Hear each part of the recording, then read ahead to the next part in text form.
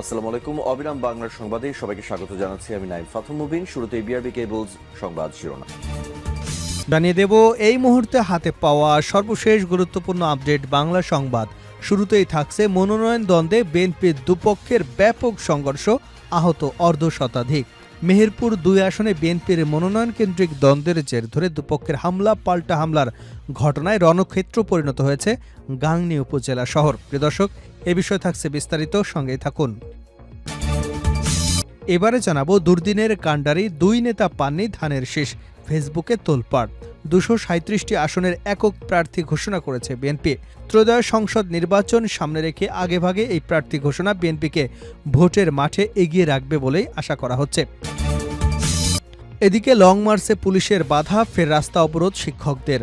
প্রধান উপদেষ্টার কার্যালয় যমুনা অভিমুখে লং মার্চ কর্মসূচিতে পুলিশের বাধা দেওয়ায় ফের রাস্তা অবরোধ করে বিক্ষোভ করছেন নন এমপিও শিক্ষকরা। জানাবো নির্বাচনে নেতাকর্মীদের অবৈধ সুবিধা দিলে পুলিশের বিরুদ্ধে ব্যবস্থা। রাজনৈতিক দলের কোনো নেতাকর্মীকে অবৈধ সুবিধা দিলেই পুলিশের বিরুদ্ধে ব্যবস্থা নেওয়া হবে বলে জানিয়েছেন স্বরাষ্ট্র উপদেষ্টা লেফটেন্যান্ট জেনারেল অবসরপ্রাপ্ত জাহাঙ্গীর আলম চৌধুরী। এদিকে মাদারীপুর ১ আসনের কামাল জামান মোল্লার প্রার্থিতা স্থগিত করল বিএনপি। অনিবার্য কারণবশত ঘোষিত মাদারীপুর ১ শিবচর উপজেলা আসন ও দলীয় মনোনয়নপ্রাপ্ত ব্যক্তির নাম স্থগিত রাখা হয়েছে। এবং সর্বশেষ জানাবো আন্তর্জাতিক সংবাদ। পাকিস্তানের সুপ্রিম কোর্টে বিস্ফোরণ, আহত ১২। পাকিস্তানের সুপ্রিম কোর্টের ক্যান্টিনে গ্যাস বিস্ফোরণে কমপক্ষে ১২ জন আহত হয়েছেন, যাদের মধ্যে ২ জনের অবস্থা আশঙ্কাজনক। বিস্ফোরণের ফলে আতঙ্ক ছড়িয়ে পড়ে এবং আইনজীবী কর্মচারীরা নিরাপদ আশ্রয়ের খোঁজে ছোটাছুটি শুরু করেন। এতক্ষণ শিরোনাম শুনছিলেন, এবার বিস্তারিত। প্রিয় দর্শক, আপনি যদি এই চ্যানেলে নতুন হয়ে থাকেন, ভিডিওটি দেখতে দেখতে চ্যানেলটি সাবস্ক্রাইব করে আমাদের সঙ্গে থাকুন। আর এই ভিডিও সম্পর্কে আপনি আপনার মূল্যবান মতামতটি কমেন্ট বক্সে জানিয়ে দিন। আর হ্যাঁ প্রিয় দর্শক, জানিয়ে দিন ভিডিওটি কোথা থেকে দেখছেন। মনোনয়ন দ্বন্দ্বে বিএনপির দুপক্ষের ব্যাপক সংঘর্ষ, আহত অর্ধশতাধিক।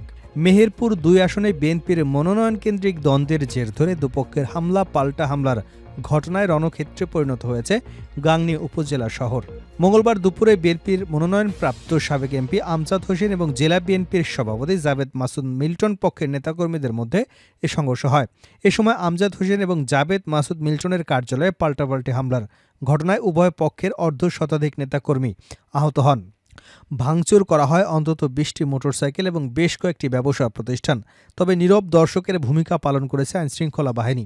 জানা গেছে, বেলা ১১:৩০টার দিকে মেহেরপুর ২ আসনের বিএনপি প্রার্থী আমজাদ হোসেন নেতাকর্মীদের সঙ্গে নিয়ে বাস স্ট্যান্ড দিয়ে যাচ্ছিলেন। এ সময় মনোনয়ন বঞ্চিত জেলা বিএনপির সভাপতি জাবেদ মাসুদ মিল্টন পক্ষের নেতাকর্মীরা তাদের উপর হামলা করে। এরপরে আমজাদ হোসেন তার কার্যালয়ে অবস্থান নিলে জাবেদ মাসুদ মিল্টনের নেতাকর্মীরা অফিসে হামলা চালিয়ে ইটপাটকেল নিক্ষেপ করে। নেতাকর্মীরা আমজাদ হোসেনের অফিসের সামনে থাকা অন্তত ২০টি মোটরসাইকেল ভাঙচুর করে। এ সময় উভয় পক্ষের অর্ধশতাধিক নেতাকর্মী আহত হয়েছেন। এদিকে হামলার খবর পেয়ে হাসপাতাল বাজার থেকে উপজেলা বিএনপির সাবেক সাধারণ সম্পাদক আসাদুজ্জামান বাবুলের নেতৃত্বে আমজাদ হোসেন পক্ষের নেতাকর্মীরা একটি মিছিল বের করে বাস স্ট্যান্ডে আসেন। এ সময় আমজাদ হোসেন পক্ষের উত্তেজিত নেতাকর্মীরা জাবেদ মাসুদ মিল্টনের অফিসে হামলা চালায়। অবস্থা বেগতিক দেখে মিল্টনের সমর্থকরা সটকে পড়ে। আমজাদ হোসেনের সমর্থকরা অফিসের ভেতরে থাকা আসবাবপত্র বের করে আগুন ধরিয়ে দেয়। গোটা শহর দখলে নেয় আমজাদ হোসেনের সমর্থকরা।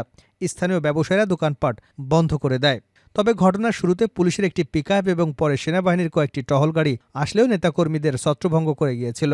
পরবর্তীতে আবারও হামলা পাল্টা হামলা শুরু হলে পুলিশ কোনো কার্যক্রম দেখা যায়নি। তবে পরিস্থিতি নিয়ন্ত্রণের চেষ্টা চলছে বলে জানিয়েছে গাংনী থানার অফিসার ইনচার্জ বনি ইসরায়েল। দুর্দিনের কাণ্ডারে ২ নেতা পাননি ধানের শীষ, ফেসবুকে তোলপাড়।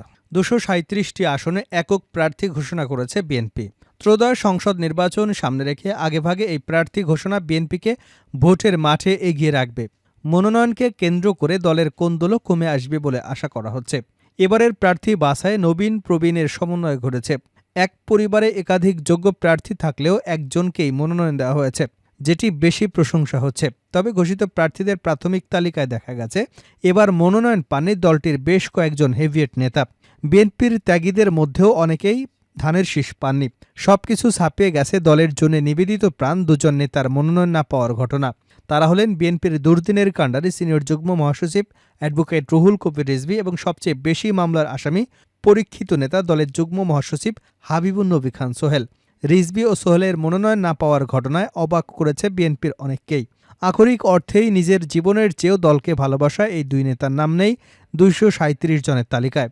এটি যেন চিন্তারও বাইরে ছিল বিএনপির লাখো নেতাকর্মীর। সামাজিক যোগাযোগ মাধ্যম ফেসবুকে এ নিয়ে তুমুল সমালোচনা হচ্ছে।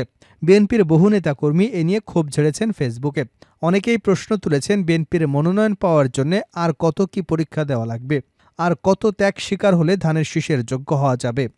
যদিও বিএনপির মহাসচিব মির্জা ফখরুল ইসলাম আলমগীর সোমবার সংবাদ সম্মেলনে বলেছেন, এটি প্রাথমিক তালিকা, দল চাইলে এই তালিকায় রদবদল আনতে পারে। জানা গেছে, বিএনপির সিনিয়র যুগ্ম মহাসচিব রুহুল কবির রিজভীর সমর্থক ও দলের নিবেদিত প্রাণ কর্মীরা ভেবেছিলেন যে মনোনয়ন না চাইলেও তাকে ধানের শীষ দেবে বিএনপি। জিয়া পরিবারের প্রতি আনুগত্য, দলের প্রতি ত্যাগের মূল্যায়ন নিশ্চয়ই বিএনপির হাইকমান্ড করবে। কুড়িগ্রাম ২, রাজশাহী ৫, বগুড়া কিংবা ঢাকার কোনো একটি আসনে তার মনোনয়ন আশা করেছিলেন তার সমর্থকরা। সংশ্লিষ্ট এলাকায়ও এ নিয়ে জোর আলোচনা হচ্ছিল। কুড়িগ্রাম তার জন্মভূমি, আর রাজশাহী তার নিজের এবং বেড়ে ওঠার তীর্থভূমি। সেখানকার বিএনপির কর্মীরা ধরেই নিয়েছিলেন যে রিজভীর মনোনয়ন নিশ্চিত। ঘোষিত তালিকায় কুড়িগ্রাম ২ আসনে মনোনয়ন পেয়েছেন সোহেল হোসেন কায়কোবাদ, আর রাজশাহী ৫ আসনে মনোনয়ন পেয়েছেন বিএনপি চেয়ারপারসনের উপদেষ্টা মিজানুর রহমান মিনু। ২৩৭টি ঘোষিত আসনের কোনোটিতেই নেই রিজভীর নাম। বিএনপির বেশ কয়েকজন নেতা যুগান্তরকে ক্ষোভ প্রকাশ করে জানান, রুহুল কবির রিজভীর দলের জন্য ত্যাগ এবং জিয়া পরিবারের জন্য আনুগত্যের মূল্যায়ন করা উচিত ছিল।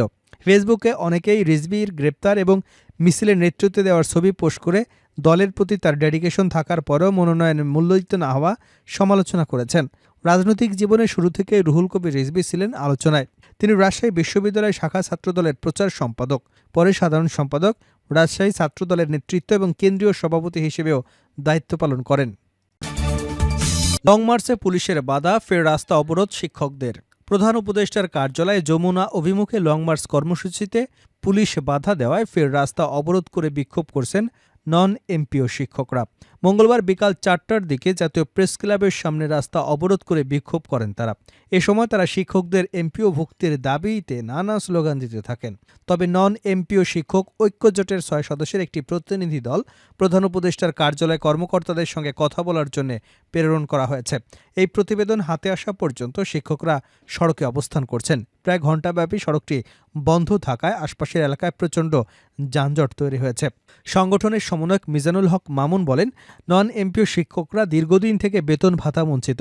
এমপিও ঘোষণা না হওয়া পর্যন্ত শিক্ষকরা ঘরে ফিরে যাবে না। নির্বাচনে নেতাকর্মীদের অবৈধ সুবিধা দিলে পুলিশের বিরুদ্ধে ব্যবস্থা, স্বরাষ্ট্র উপদেষ্টা। রাজনৈতিক দলের কোনো নেতাকর্মীদের অবৈধ সুবিধা দিলেই পুলিশের বিরুদ্ধে ব্যবস্থা নেওয়া হবে বলে জানিয়েছেন স্বরাষ্ট্র উপদেষ্টা লেফটেন্যান্ট জেনারেল জাহাঙ্গীর আলম চৌধুরী। মঙ্গলবার স্বরাষ্ট্র মন্ত্রণালয় সভাকক্ষে কোর কমিটির সভা শেষে তিনি এসব কথা বলেন। নির্বাচনে পুলিশ কোনো দলকে বিশেষ সুবিধা দিলে তাদের বিরুদ্ধে কী ব্যবস্থা নেওয়া হবে এমন প্রশ্নের জবাবে উপদেষ্টা বলেন, নির্বাচনের সময় ইলেকটোরাল ইনকোয়ারি কমিটি করেছে আমরা। কারো কোনো রকম নেগলেন্সি থাকলে সাথে সাথে তাকে আইনের আওতায় আনা হবে। আগে যেমন জিডি করে রাখা হতো শুধু, কিন্তু এবার সাথে সাথে আইনের আওতায় নিয়ে আসা হবে। পুলিশের প্রতি কী নির্দেশনা থাকবে এমন প্রশ্নের উত্তরে তিনি বলেন, পুলিশের প্রতি আমার নির্দেশনা হচ্ছে নির্বাচন হতে হবে ফ্রি, ফেয়ার, ক্রেডিবল এবং উৎসবমুখর। পুলিশের কেউ এসবের সাথে জড়িত থাকলে তাকে আইনের আওতায় নিয়ে আসা হবে। শেষ করছে আন্তর্জাতিক সংবাদ দিয়ে। পাকিস্তানের সুপ্রিম কোর্টে বিস্ফোরণ, আহত ১২। পাকিস্তানের সুপ্রিম কোর্টের ক্যান্টিনে গ্যাস বিস্ফোরণে কমপক্ষে ১২ জন আহত হয়েছেন, যাদের মধ্যে ২ জনের অবস্থা আশঙ্কাজনক। বিস্ফোরণের ফলে আতঙ্ক ছড়িয়ে পড়ে এবং আইনজীবী কর্মচারীরা নিরাপদ আশ্রয়ের খোঁজে ছোটাছুটি শুরু করেন। মঙ্গলবার সুপ্রিম কোর্টের বেসমেন্টে বিস্ফোরণ ঘটে।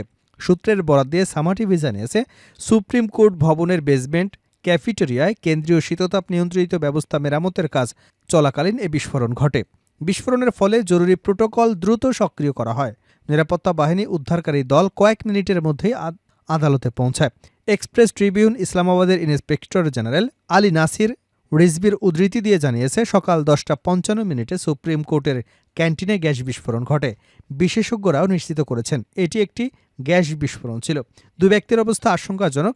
এসি টেকনিশিয়ানরা বেশিরভাগ আহত হয়েছেন এবং একজনের 80% দগ্ধ হয়েছে।